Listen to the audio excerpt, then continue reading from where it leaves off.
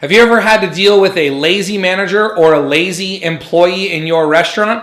Well, I've got a couple of tips coming up to help you deal with that right now.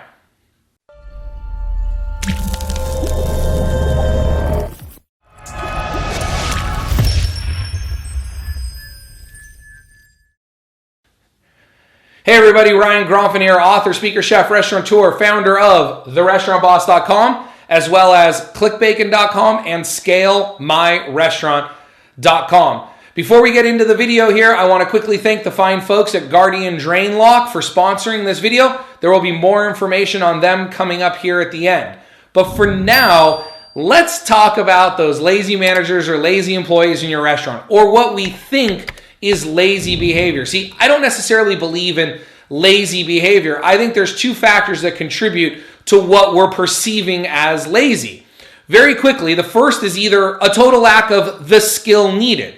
They don't have the skill to complete the job, or it's a total lack of motivation or priority. Not necessarily motivation. It could be a lack of prioritizing the task.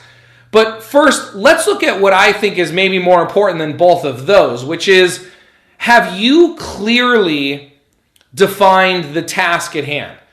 Have you clearly delivered the task in a way that the manager or the employee is crystal clear and completely and totally understands what the outcome is supposed to be, what the expectation is supposed to be, when it's supposed to be completed, etc., etc. A lot of times I find that when managers or employees aren't doing what they're asked to do, we can perceive that as lazy behavior. But in reality, it wasn't clearly presented. The task wasn't clearly presented. So moving forward, let's assume that the task was very, very clearly presented.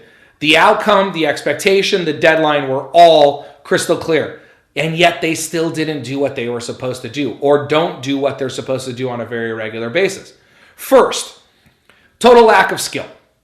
If I were to ask you to build a rocket ship to take me to the moon, what are the chances you're going to be successful in that?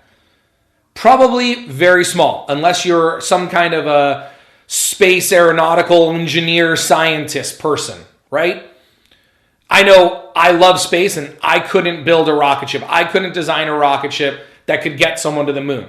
So if you were to assign that task to me, no matter how motivated I was, no matter how much money you offered me, no matter what you wanted to give me as a bonus for completing it, no matter how much you yelled at me, no matter how much you encouraged me, it's not gonna happen. It's just not gonna happen.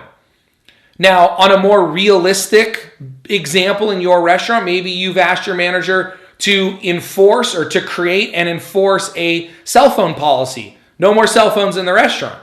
And yet they don't do it. They don't turn it into you. They don't write it. They don't enforce it. You think to yourself, well, that's not a lack of skill. Anyone can do that. But can they? Have they ever written policies before? Are they good on the computer? Are they confident enough in their spelling and grammar? Again, have they ever written a policy before? Do they even know what the policy should be?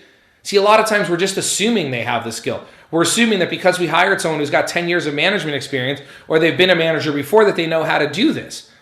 But chances are, and this isn't anything against a lot of managers out there, a lot of managers have never written policies. They've been given policies, but then they're asked to write a policy and they don't know what to do. So then they go onto Google and they do some research and they try to cut and paste some stuff from here and there, but it doesn't look good. It's not right.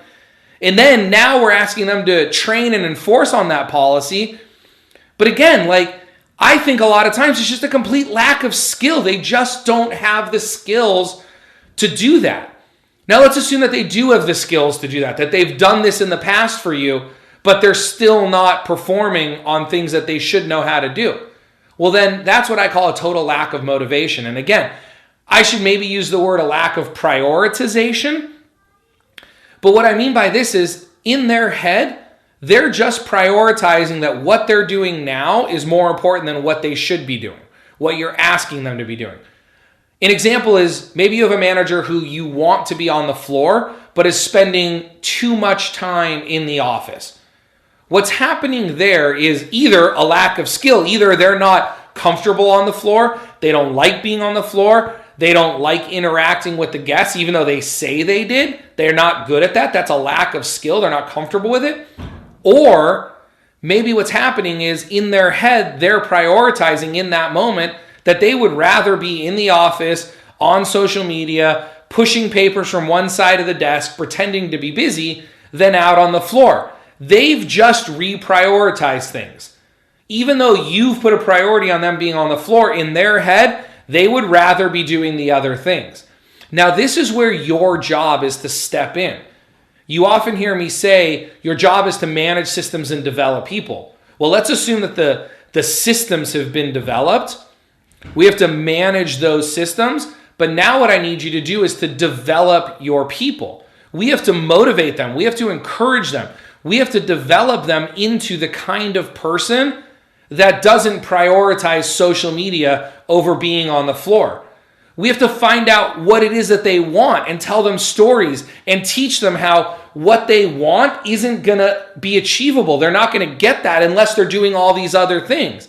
That's where your job as a leader, not a manager. Managers manage systems. Leaders develop people. This is where your job as the leader comes into play, where you now have to develop the person. You have to develop the employee. You have to develop the manager to make sure that they are prioritizing things properly based on their goals, not your goals. No one cares about your goals. If you think your team cares about your goals, you're wrong. They may say they do, and they might this much. They care about their goals.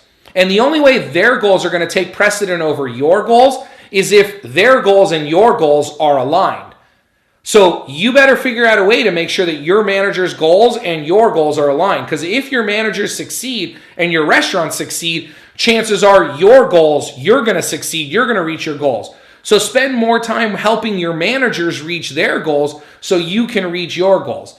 But the point is, I want you to eliminate that word lazy from your vocabulary, and I want you to start breaking it down further and ask yourself the question, I don't think this employee was really lazy. There's a really good chance I didn't describe the task clear enough, and then if we assume that we did and they're still not doing it, then it's either a total lack of skill or a total lack of prioritization that you have to now step in and fix. One of the most preventable and most expensive things that you're going to have problems with in your restaurant is going to be plumbing. Either clogged drains, backed up water, sewage smell in your restaurant, fruit flies, jackhammering the concrete, being on the second or third floor, then having a leak go below. We've all had that experience. I'm sure you have that experience now. You've spent money on that. It's cost you money. It's a fear of yours. Well, I found these things. They're called Guardian drain locks, and they are awesome. You go ahead and you install these in your floor sink, and they lock in place. Once you screw them down, only you have the screw for that, the key. No one else can just pull that little plate out and shove things down in there. That's what used to happen in our restaurant all the time, and it cost us all kinds of money to get it fixed. But a guy in a chain restaurant, a general manager in a chain restaurant who was responsible for his P&L, saw how much money they were spending on snaking drains and fixing plumbing. And every time the plumbing got fixed, the plumber said it's because of all this stuff that's down there. So he came up with this idea. He invented them. And now I want to tell you about them because they're awesome. I've got clients using them. They love them. We've done this once before and the response has been phenomenal. So go ahead and get yourself some Guardian drain locks. Check it out. The link is going to be above here in this video or below in the comments. Guardian drain locks. They're going to save you thousands of dollars a year. You're going to love them. I hope you enjoyed this week's training video. If you haven't subscribed to our channel yet, would you go ahead and smash the like button right up there so you can get notified every week when we release a new free training video. I've also gone ahead and put a couple of videos for you here and here that I think you're going to enjoy. Remember, systems create freedom. Freedom creates value, and value creates scale. Manage systems, develop people, and be awesome.